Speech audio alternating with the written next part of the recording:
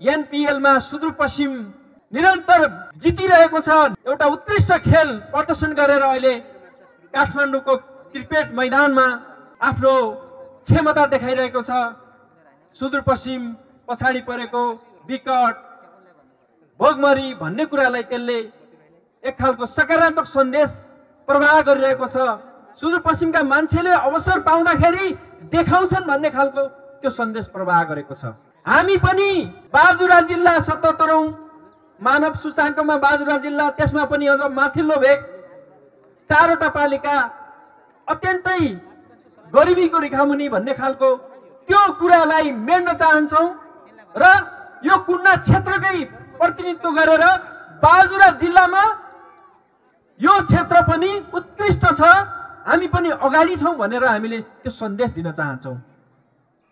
हामीले 30-32 वर्ष पछाडि आयोजना गरिएको रनिङ सिल्ड प्रतियोगिता यही मैदानबाट जिल्ला स्तरीय रनिङ सिल्डको त्यो ताज हामीले पाइरहेका छौं। त्यो रनिङ सिल्ड हामीले प्राप्त गरेका छौं। म सर्वप्रथम बुढीनन्दा नगरपालिकाका खेलकुद शाखा, खेलकुद प्रशिक्षक, खेलाडीहरू, विभिन्न विद्यालय, सहर, मेम लगायत बुढीनन्दा नगरपालिकाको टिमलाई सम्मान व्यक्त गर्न चाहन्छु। हिजो यो कुन्ना क्षेत्र पछाडि हरेक जिल्लाकै हेर्दाखेरि पनि पछाडि थियौं भने अहिले कुन्ना क्षेत्र अहिले 1 नम्बरमा छ, खेलकुदको हिसाबले 1 नम्बरमा छ। जसरी हामी सुरुको 79 को खेलकुद प्रतियोगिता हामी खप्तर छेडादामा भएको थियो। हामी त्यहाँ सुरुमै खेलकुद प्रशिक्षकदेखि लिएर हाम्रा छोटो समयको तयारीका बावजुद पनि जिल्ला स्तरीय प्रतियोगितामा हामी सेकेन्ड भएका थियौं। त्यसपछि हामीले जिल्ला स्तरीय रनिङ सिल्ड हामीले त्यो एउटा पदवी जित्न सफल भयौं यही मैदानबाट। अर्को रनिङ सिल्ड बुढीगंगा नगरपालिकामा भयो, त्यहाँ पनि हामी एउटा मेडलले सेकेन्ड भयौं, त्यो पनि षड्यन्त्रमूलक तरिकाले हामीलाई हराइयो। त्यसबाट अब पाठ लिएर बुढीनन्दा नगरपालिकाले जिल्ला स्तरीय रनिङ सिल्ड प्रतियोगिता जित्नका निम्ति यो हाम्रो आन्तरिक तयारी हो। मैले यहाँ अगाडि देखिरहेको छु जिल्लाको च्याम्पियन हाम्रो खेलाडी भाइ बहिनीहरू हो। यहाँ मार्शल आर्ट सिकाउने, बाजुरा जिल्लामा मार्शल आर्ट सिकाउने कोही मात्र पालिका हो भने बुढीनन्दा नगरपालिका हो। सुदूरपश्चिमभरि नेतृत्व गर्ने, बाजुराको प्रतिनिधित्व गरेर जाने भनेको बुढीनन्दा नगरपालिकाका करिब 26 जना खेलाडी यो सेक्टरमा नेतृत्व गरेर जान सफल भएका छन्। त्यसैले हाम्रा सकारात्मक कुराहरू छन्। म भन्न चाहन्छु, म यहाँ देखिरहेका यी खेलाडी भाइ बहिनीहरू अब बाजुरा जिल्लाको त्यो हाम्रो उतापट्टि गइसकेको पोरखियाको डाँडा काटिसकेको त्यो रनिङ सिल्डको मेडललाई लिएर तपाईहरु आउनुहुनेछ। त्यसका निम्ति म भन्न चाहन्छु, हाम्रा स्कुलहरूमा निरन्तर यी अतिरिक्त क्रियाकलाप खेलकुद प्रतियोगिताहरू भइरहनु पर्छ। सरहरूले यी कुराहरूलाई महत्त्वका साथ अगाडि दिएर भाइ बहिनीहरूलाई प्रतिभा प्रशोधन गर्नको निम्ति वातावरण सृजना गर्नुपर्छ। र यो छनौट प्रतियोगिताको लागि म भन्न चाहन्छु, तपाईहरु आफ्नो स्कुल जिताउन नलाग्नु होला। अब पालिका जिताउनु पर्नेछ। हामीले आफ्नो स्कुलका राम्रा प्रतिभाहरूलाई मजाले आफ्नो प्रतिभा प्रशोधन गर्न दिने वातावरण सृजना गर्नु होला। हुटिङ अनि यो स्कुलले जित्ने, उ स्कुलले जित्ने, अनावश्यक कुराहरू गर्ने, पक्षपात गर्ने खालको त्यस्तो खालको हरकत भयो भने त्यो राम्रो हुनेवाला छैन। किनकि हामीले यो रनिङ सिल्ड उता छ, हामीले ल्याइसकेको रनिङ सिल्ड उता अहिले गएको छ, त्यहाँबाट फर्काउनु पर्नेछ। यो पालिकाले जित्नु पर्नेछ। कुन स्कुलले जित्यो कुन स्कुलले हार्यो भन्ने कुरा ठुलो होइन। त्यसैले म यो कुरा यहाँहरुको बीचमा अनुरोध गर्न चाहन्छु।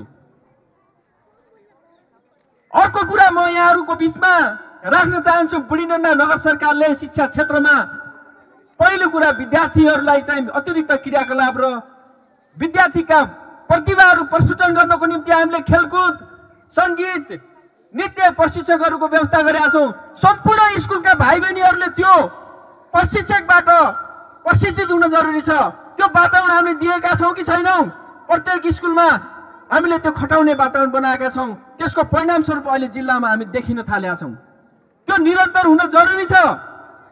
अनि त्यो सँगसँगै शैक्षिक स्तरको कुरा गर्दाखेरि पनि भन्नै पर्छ, यहाँ महत्त्वपूर्ण फोरम हो।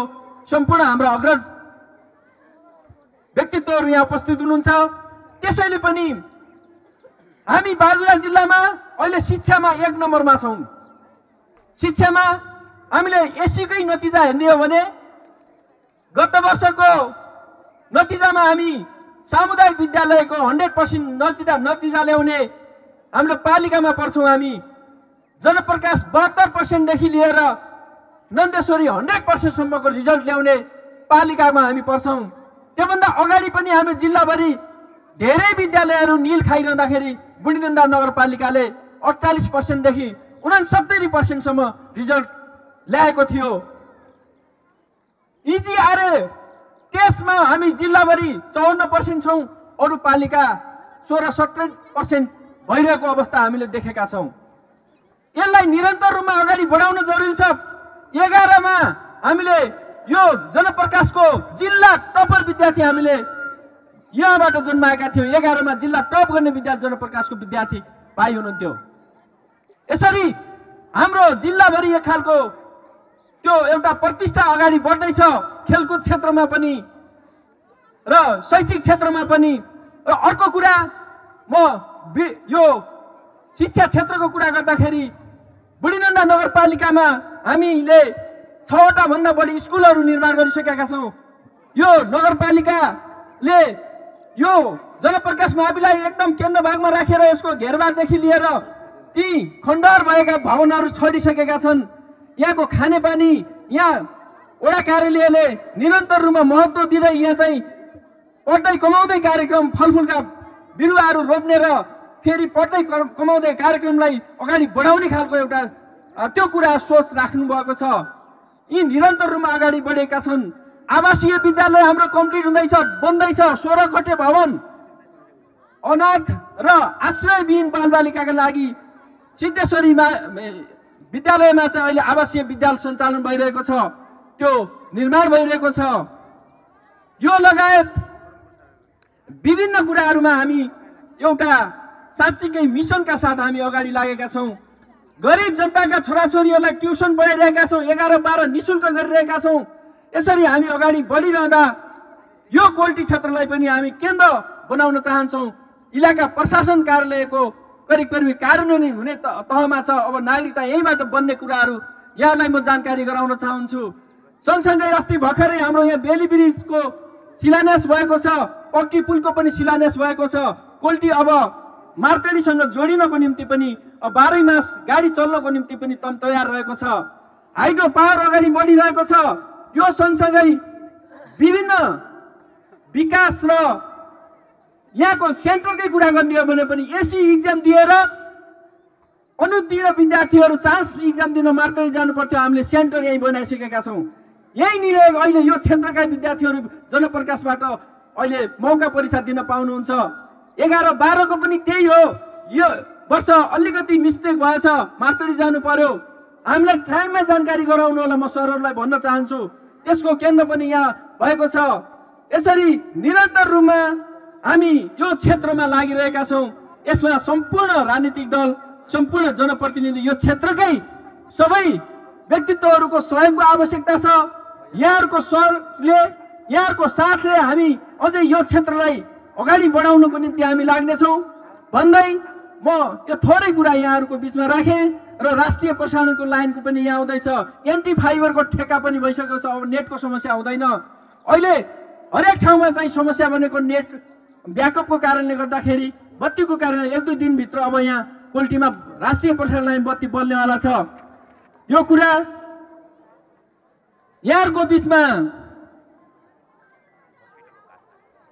राख्दैछु। अहिले अर्को यो कोल्टी अस्पतालमा पनि म थोरै जोडौँ। स्वास्थ्यको कुरा मैले गरेको छैन, अरू वक्ताहरूले भन्नु होला। अब हाम्रो स्वास्थ्यमा यहाँ निक साइमनको टोली आउँदैछ। निक साइमन भनेको अहिले हामीले एउटा डाक्टरलाई जिपी डाक्टरलाई 4.5 लाख रुपियाँ महिनाको दिएर यहाँका जनतालाई बचाउनु पर्छ भनेर लागेका छौँ। अब हाम्रो निरन्तर प्रयासबाट अब उहाँहरूको टिमै आउँछ। 5 वर्ष मिनिमम 5 वर्ष बस्ने गरी यो जनवरीबाट उहाँहरू आउँदै हुनुहुन्छ। हामीलाई आवास चाहियो भन्नुभएको छ, उहाँहरूलाई तलब हामीले दिनु पर्दैन। आफै मेडिसिनदेखि लिएर त्यो डाक्टरहरूको टोली यहाँ आउँछ। यो खुसीको खबर यहाँहरूको बिचमा राखेँ। यो सँगसँगै कादरी पनि आउँदैछ हाम्रा पुलहरू बनाउनको निम्ति। हिजो अस्ति मात्रै कुरो भएको थियो, 1-2 ठाउँमा हाम्रा पुलहरू बन्नुपर्ने छ, त्यसको लागि पनि आइरहेको छ। यी कुराहरू म अब अरू कार्यक्रममा यहाँलाई भनौँला। पहिलो काम भनेको अब बुढी नन्दाका प्रतिभाहरू बाजुराको टप मात्रै होइन, सुदूरपश्चिमभरि उच्च शिर लिएर बुढी नन्दाको नाम इज्जत र यो कुन्ना क्षेत्रको इज्जत प्रतिष्ठालाई अगाडि बढाउनको निम्ति तपाईँहरूको ठुलो योगदान हुनेछ। हाम्रा यी प्रतिभाशाली खेलाडी भाइ बहिनीहरूले त्यो गरिरहनु भएको छ। अब फेरि जिल्लामा गएर प्रमाणित गर्नुपर्ने छ र आज यो आयोजना भएको खेलमा एकदमै अनुशासित ढङ्गले सौहार्दपूर्ण वातावरणमा प्रतिभाहरूलाई चाहिँ एकदम निष्पक्ष आँखाले यहाँहरूले मूल्याङ्कन गरेर यो सेलेक्सन हुनेछ। यसमा कुनै झै झगडा केही पनि हुने छैन। यहाँहरूको सबैको साथ सहयोग हुनेछ। यस प्रक्रियामा को विद्यालय जित्ने भन्दा पनि पालिका जित्नेमा यहाँहरूको सबैको ध्यान जानेछ। सरहरूलाई भन्न चाहन्छु, सम्पूर्ण विद्यार्थी भाइ बहिनी प्रशिक्षकहरूलाई भन्न चाहन्छु, यो अनुरोध गर्नको निम्ति मैले सुरुवातमै यो कुराहरू यहाँहरूको बिचमा राखेँ र यहाँहरू यो कार्यक्रम नसकुन्जेल यो कार्यक्रममा सहभागी भइदिनु होला। हाम्रा वक्ताहरू आदरणीय प्रमुख अतिथि लगायत अतिथिहरूका महत्त्वपूर्ण भनाइ सुनेर यहाँहरू जानुहोला भन्ने कुराहरू राख्दै यहाँहरू सबैलाई शुभकामना